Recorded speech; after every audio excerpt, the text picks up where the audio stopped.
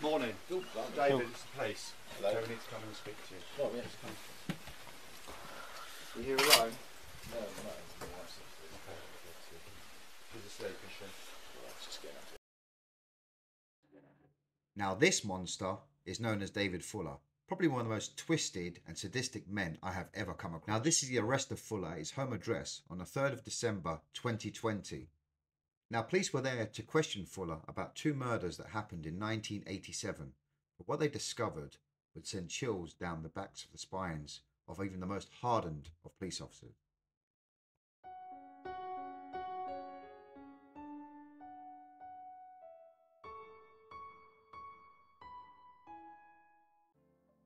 Now this case starts in Tunbridge Wells in Kent, back in 1987 when I was a little boy.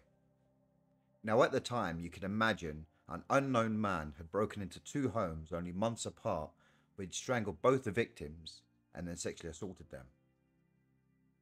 Now DNA was recovered from the scenes, but as you can imagine, back then DNA was in its infancy. Now his first known murder victim was Wendy Knell, who was 25 years old.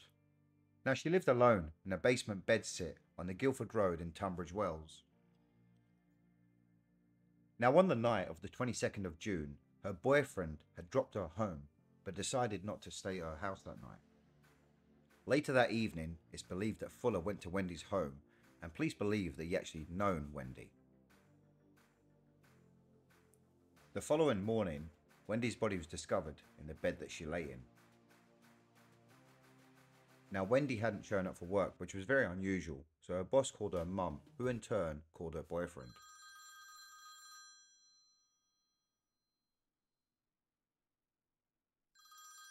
When he got to the flat, there was no answer, so he decided to go around the back, where there was an open window, where he managed to climb through, and that is where he discovered Wendy's body. When police arrived, they discovered Wendy's body in her bed, covered in blood. And when police spoke to neighbours, they hadn't actually seen or heard anything untoward. So it was actually a mystery, and when the press got hold of it, they decided to label him the bedsit killer. Now on the 24th of November 1987, Caroline Pierce was abducted from outside her house. Her neighbours had said that they had heard a scream.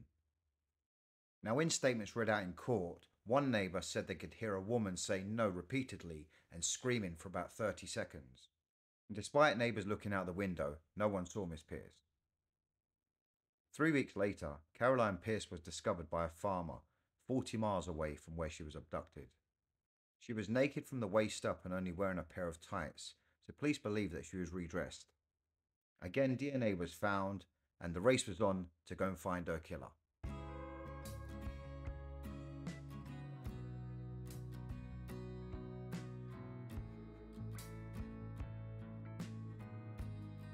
Now, although the police had DNA, like mentioned before, it wasn't very prevalent back in 1987.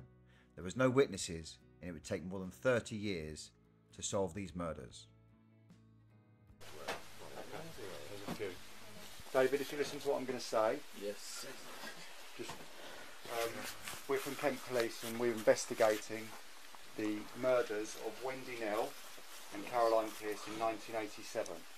Okay? As part of that investigation, you've been linked as a suspect, both geographically and forensically. Okay, if you listen to what my colleague's going to say to you. Right, David, you're under arrest on suspicion of the murders of Wendy Knell and Caroline Pierce in 1987. Do you understand? Yes. You do not have to say anything, but it may harm your defence if you do not mention, when questioned, something which will later lie in court. Anything you do say may be given in evidence.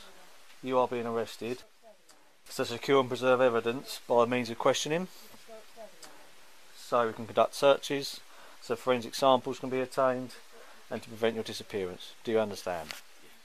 Now, after Fuller was arrested, police searched his house, and what they discovered, absolutely nobody, and I mean nobody, was prepared for what they found. Now, when searching his house, they discovered hidden compartments where they found 900,000 files.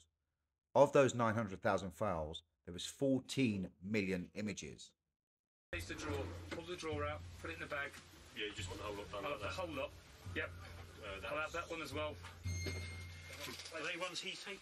Well, why does that person look dead? Yes, you heard that right. David Fuller had hundreds of thousands of files and millions of images of him violating dead girls and women. Now you're probably wondering how he had access to all these deceased girls and women when in actual fact he was a maintenance supervisor and had a legitimate reason to visit the morgue. Now this was his key card which gave him access to the morgue, which he visited near enough every single day. Now his victims ranged between 9 years old and 100 years old. Now after being arrested he was taken down to the police station and this was his police interview. I want to admit I am admitting the offences, but I don't really want to go into detail. Yeah. Okay. We appreciate that. And what offences are you admitting, David? As you've just described to me. Okay. In terms of the sexual penetration of Yes. corpses? Okay. And do you know how many occasions, David? No. No. Have you been recording yourself doing those things? Recording yourself sexually penetrating the corpses? I admit that offences. Yeah. Okay. What did you retain the recordings for?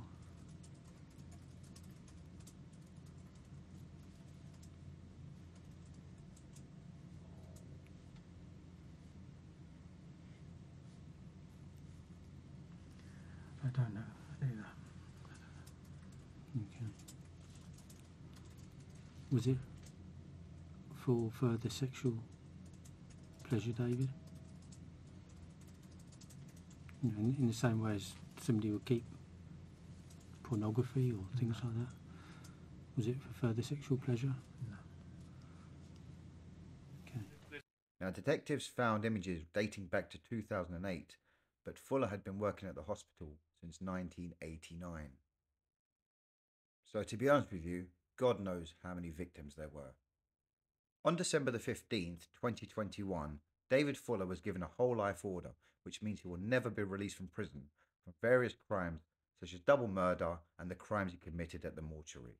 Now he's currently serving his time at HMP Franklin alongside prisoners such as Wayne Couzens and Michael Stone. Well, thank you very much for watching. Rest in peace to Caroline Pierce and Wendy Knell, and for all these victims. Until next time, stay safe, and if you haven't already subscribed, please don't forget to subscribe.